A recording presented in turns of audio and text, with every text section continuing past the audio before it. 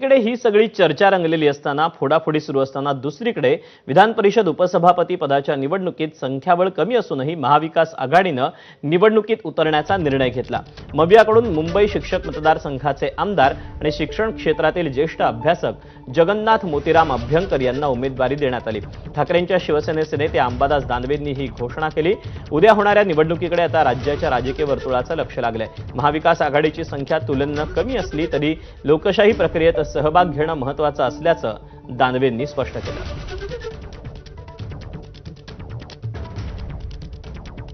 विधान परिषदेच्या उपसभापती पदाच्या निवडणुकीसाठी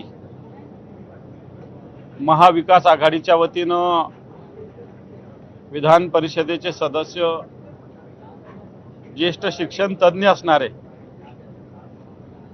मुंबई शिक्षक मतदारसंघाचे आमदार असणारे जमू अभ्यंकर सर यांना उमेदवारी महाविकास आघाडीच्या वतीनं त्यांचा उमेदवारी फॉर्म आम्ही भरलेला आहे। हे बस संख्याबळ नसलं म्हणून निवडणूक लढू नये अशातला काही भाग नाही। आम्हाला जाणीव आहे आमची संख्या कमी आहे, कमी नाही खूप कमी आहे, म्हणजे 14-15 जण आम्ही, पण लोकशाहीत निवडणुका लढल्या पाहिजे म्हणून आम्ही फॉर्म भरतोय। बातमी शरद पवारांच्या राष्ट्रवादीतून।